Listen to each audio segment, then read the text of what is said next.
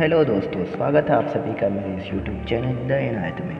तो चलिए आज का वीडियो स्टार्ट करते हैं। एक गांव में एक पेंटर रहता था। वह काफ़ी खूबसूरत पेंटिंग किया करता था और उस काम से उसे बहुत अच्छा कमाई मिल जाता था। उसे एक बेटा हुआ। उस बच्चे ने बचपन से ही पेंटिंग करना शुरू कर दी। बेटा भी बहुत अच्छा पेंटिंग किया करता था। बाप अपने बेटे की कामयाबी पर खुश होता था, लेकिन हर बार बेटे की पेंटिंग में कोई न कोई कमी निकाल दिया करता था। वह कहता था कि बहुत अच्छा किया है, लेकिन अगली बार इस कमी को दूर करने की कोशिश करना। बेटा भी कोई शिकायत नहीं करता था।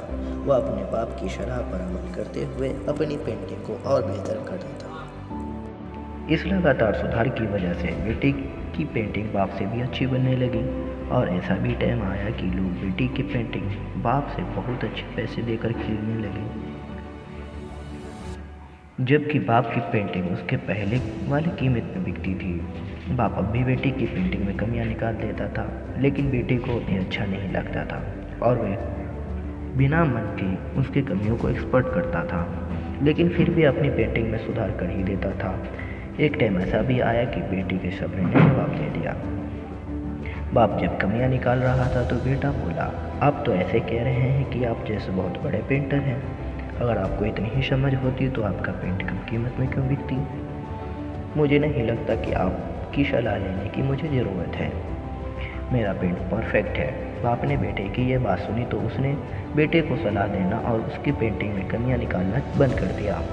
कुछ महीनों तो वह लड़का खुश रहा, लेकिन फिर उसने नोटिस किया कि उसकी पेंटिंग की तारीफ उतना नहीं होती जितनी पहले होती थी और उसकी पेंटिंग का दाम भी कम होने लगा।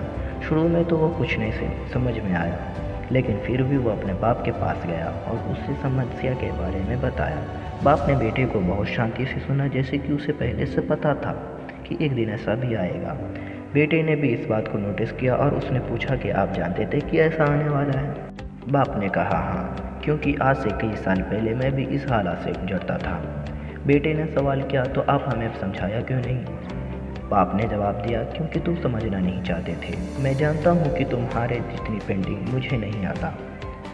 ये भी हो सकता है कि पेंटिंग के बारे में सलाह देना गलत हो, पर ऐसा ही नहीं होता कि मेरी सलाह की वजह से तुम्हारी पेंटिंग बेहतर बनी। लेकिन जब मैं तुम्हारी पेंटिंग में कमियां दिखाता था तो तुम अपनी पेंटिंग से सेटिस्फाई नहीं होते थे, तो वह खुद को बेहतर करने की कोशिश करते थे और वही बेहतर होने की तुम्हारी कामयाबी का कारण बन गया।